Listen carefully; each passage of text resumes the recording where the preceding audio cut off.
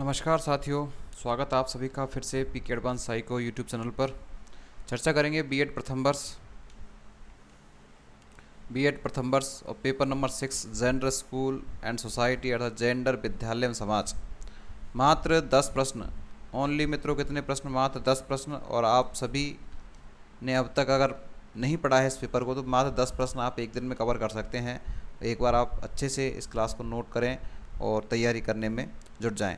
दोस्तों, ये क्लास आप सभी यूनिवर्सिटीज़ के लिए उपयोगी है, चाहे कोटा हो, राजस्थान हो, सुखाड़िया हो, अजमेर हो, गंगा सिंह हो, सभी जहाँ पर भी ये पेपर चलता है जेंडर स्कूल एंड सोसाइटी, वहाँ के सभी पेपर्स में ये इम्पोर्टेंट क्वेश्चंस बनते हैं। तो आप सभी बिल्कुल क्लास को देखें। चलो दोस्तों, पहला क्वेश्चन मैं आपको बता देता हूँ। आपने अभी तक पुराने पेपर्स को नहीं देखा है तो आप चैनल को सब्सक्राइब करके सारे पेपर मैंने डाल दिए हैं, तो आप वो भी देख सकते हो और आगामी आने वाले सारे पेपर्स को भी आप इस चैनल पर देख सकते हैं अच्छे से। पहला क्वेश्चन आपकी स्क्रीन पर, जेंडर से क्या अभिप्राय है? जेंडर व लिंग की अवधारणा को स्पष्ट कीजिए। 100% छपने वाला प्रश्न है, ध्यान रखना। जेंडर से क्या अभिप्राय है? जेंडर व लिंग की अवधारणा को स्पष्ट कीजिए। अर्थात जेंडर तो क्या है और लिंग क्या है, दोनों के अर्थ को जान जाएंगे तो दोनों की अवधारणा भी स्पष्ट हो जाएगी। अर्थात दोनों में आप क्या कर सकते हैं, अंतर भी कर सकते हैं। तो प्रश्न की लैंग्वेज को इस तरह से दिया जा सकता है कि जेंडर और लिंग में जो अंतर है उसको स्पष्ट कीजिए, या फिर अलग अलग भी पूछा जा सकता है आपसे कि जेंडर को अलग बताएं, जेंडर की अवधारणा बताएं और लिंग की अवधारणा बताएं।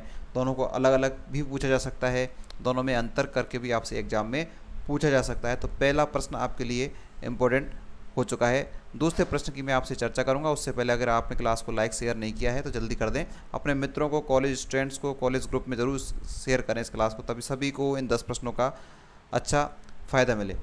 दूसरा प्रश्न है, महिला सशक्तिकरण की अवधारणा स्पष्ट कीजिए। महिला सशक्तिकरण की अवधारणा स्पष्ट कीजिए। वर्तमान संदर्भ में महिला सशक्तिकरण के लिए किए जा रहे प्रयासों की समीक्षा कीजिए। दोस्तों, सारे प्रश्न 10 की 10 ही आपके एग्जाम में आएंगे, ये चिंता नहीं करनी है आपको। 10 की वाले 10 प्रश्नों को कम तैयार करके ले जाएं। आपको एग्ज़ाम में जब पेपर मिलेगा तो आपको निश्चित रूप से इस क्लास की याद आएगी। तो आकर आपको ये भी बताना है कि क्लास में से क्वेश्चंस आए या नहीं आए, कितने आए, कैसे आए, लैंग्वेज कैसी रही, कैसी नहीं, ये सारे सजेशन आपको कमेंट्स बॉक्स में करने हैं। महिला सशक्तिकरण की अवधारणा स्पष्ट कीजिए। अर्थात महिला सशक्तिकरण क्या है ना? महिला सशक्तिकरण क्या है? वर्तमान संदर्भ में महिला सशक्तिकरण के लिए किए जा रहे प्रयासों की समीक्षा कीजिए। अर्थात महिला को सशक्त बनाने के लिए जो प्रयास गवर्नमेंट द्वारा किए जा रहे हैं उनको आपको बताना है कौन कौन से प्रयास किए जा रहे हैं। कहने का मतलब ये है इस प्रश्न का कि महिला सशक्तिकरण क्या है, इसको बताना है। अर्थात उसका पूरा कॉन्सेप्ट, उसकी अवधारणा को आपको पढ़कर जाना है। साथ में महिला सशक्तिकरण को बढ़ावा देने के लिए हमारी सरकार है वो कौन कौन से प्रयास कर रही है, उन प्रयासों को बताना है, उन योजनाओं को बताना है। ठीक है, तो ये इस प्रश्न में है। अर्थात कहने का मतलब ये है कि महिला सशक्तिकरण को आपको कंप्लीट पढ़कर जाना है। चलिए दोस्तों, तीसरे प्रश्न की चर्चा हम करेंगे। तीसरा प्रश्न आपके सामने है, आपकी स्क्रीन पर।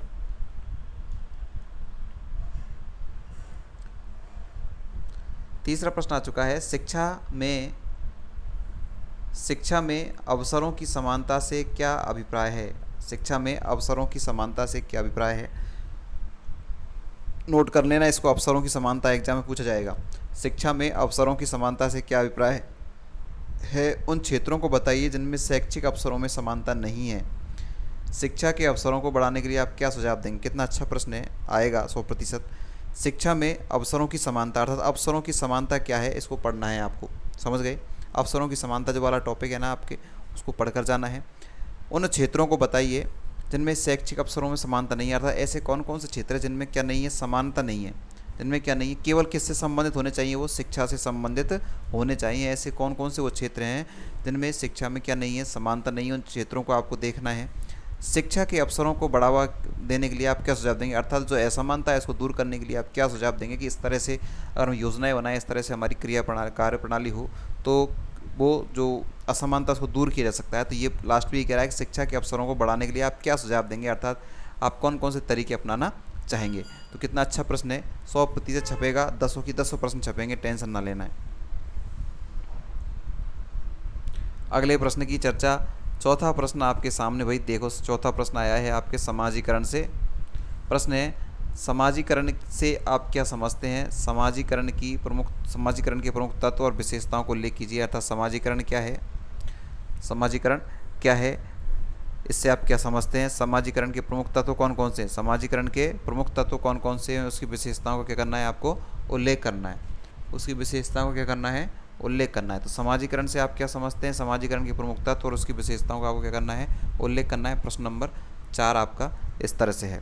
5वें प्रश्न की चर्चा करूँगा मैं आपसे। 5वां प्रश्न आपके सामने, जल्दी से देख लीजिए। 5वां प्रश्न आपके लिए इस समय बहुत उपयोगी है, एग्जाम का टाइम है आपके। विद्यालयों में लैंगिक असमानता किस प्रकार दिखाई देती है? अर्थात जो विद्यालय में जो लैंगिक असमानता है वो किस प्रकार से दिखाई देती है? लैंगिक समानता विकसित करने में शिक्षा का, परिवार का, मीडिया का तथा संस्थाओं की भूमिकाओं को स्पष्ट कीजिए। समझ रहे हो प्रश्न को? प्रश्न ये कह रहा है कि विद्यालय में लैंगिक असमानता किस प्रकार दिखाई देती है। विद्यालयों में लैंगिक असमानता किस प्रकार दिखाई देती है? लैंगिक असमानताओं को विकसित करने में लैंगिक समानताओं को विकसित करने में शिक्षा, परिवार, मीडिया, संस्थाओं की क्या भूमिका है? अर्थात लैंगिक असमानताओं को दूर करने के लिए शिक्षा, परिवार, मीडियाओं की या संस्थाओं की क्या भूमिका है, किस तरह से वो कार्य कर रहे हैं जिससे लैंगिक असमानता समाप्त धीरे धीरे हो रही है। तो आपके उनके जो कार्य हैं उनको भी आपको बताना है। तो इम्पोर्टेंट क्वेश्चन है भाई, ठीक। 5वां प्रश्न हो चुका है। आधी क्लास हम देख चुके हैं, तो क्लास को लाइक नहीं किया तो जरूर कर लें, और सब्सक्राइब तो आपने कर ही लिया होगा सारे पेपर्स को देखने के लिए।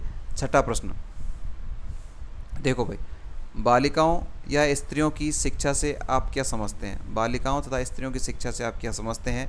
बालिकाओं की शिक्षा की आवश्यकता, मुख्य समस्याओं को स्पष्ट कीजिए तथा स्त्री शिक्षा को बढ़ावा देने का सुझाव दीजिए, है ना। छाप लेना, प्रश्न आएगा एग्जाम में।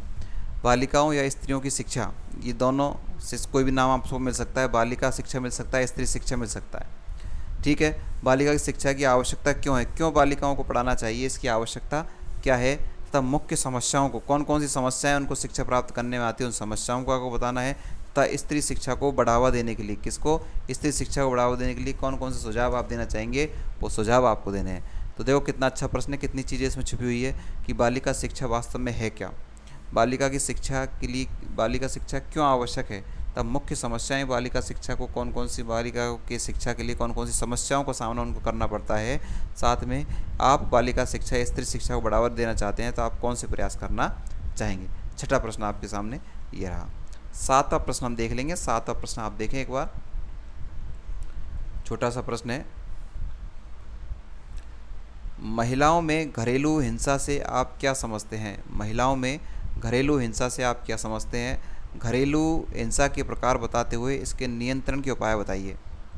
महिलाओं में घरेलू हिंसा से आप क्या समझते हैं? अर्थात जो घरेलू हिंसा महिलाओं में होती है, अर्थात जो जिस प्रकार से झगड़े वगैरह होते हैं, महिलाओं पर अत्याचार किया जाता है ना। जो सामान्य दैनिक जीवन में जो हिंसा होती है, घरेलू जो लड़ाई झगड़े होते हैं, महिलाओं में घरेलू हिंसा से आप क्या समझते हैं?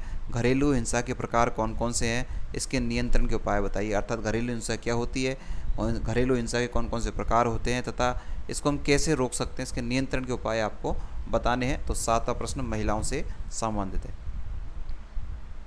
8वां प्रश्न, जिन विद्यार्थी ने अब तक विश्वास किया है उनको बिल्कुल पता होगा कि प्रश्न हमारे एज इट इज़ एग्जाम में आ रहे हैं, तो वो भी अपनी राय निश्चित रूप से कमेंट्स बॉक्स में हमें देंगे। 8वां क्वेश्चन देखो, लिंग संवेदनशीलता का समाज में क्या महत्व है?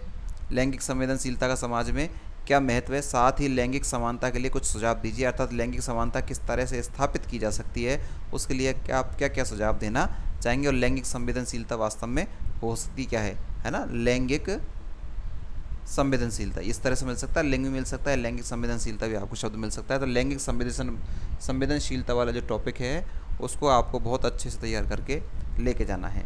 8वां क्वेश्चन हो चुका है और 9वां क्वेश्चन देखो वही 9वां क्वेश्चन आपके साथ है। 9वां क्वेश्चन ये आ चुका है आपकी स्क्रीन पर। अध्यापक शिक्षा में जेंडर शिक्षा का क्या महत्व है? अध्यापक शिक्षा में जेंडर शिक्षा का क्या महत्व है? कौन सी शिक्षा में? अध्यापक शिक्षा में जेंडर शिक्षा, अर्थात जो आप STC B.Ed जो करते हैं, M.Ed करते हैं, उसमें जेंडर शिक्षा का क्या रोल है, क्यों उसका महत्व है? कामकाजी महिलाओं का उत्पीड़न किस प्रकार से होता है? अर्थात जो घर में कामकाजी जो महिलाएं होती हैं उन पर किस प्रकार से उन पर उत्पीड़न किया जाता है, किस तरह से उन पर अत्याचार किए जाते हैं। महिला उत्पीड़न की रोकथाम के उपाय बताइए। ये इंपॉर्टेंट है, महिला उत्पीड़न की रोकथाम के उपाय है ना, ठीक है। और साथ में अध्यापक शिक्षा और जेंडर शिक्षा में दोनों को देखना है। अध्यापक शिक्षा क्या है, जेंडर शिक्षा क्यों आवश्यक है अध्यापकों के लिए। तो 9वां प्रश्न ये है आज का अंतिम प्रश्न। और अंतिम प्रश्न से पहले क्लास को लाइक शेयर सब्सक्राइब जरूर कर दें, अपने मित्रों को शेयर करें भाई ग्रुप्स में। 10वां प्रश्न, टिप्पणी वाला 10वां प्रश्न हमारा होता है और जो चारों की चारों आपको एग्जाम में मिलती है। निम्न पर टिप्पणी कीजिए। छोटी छोटी क्वेश्चन है। पितृसत्ता और मातृसत्ता क्या होता है। पितृसत्तात्मक परिवार, मातृसत्तात्मक परिवार।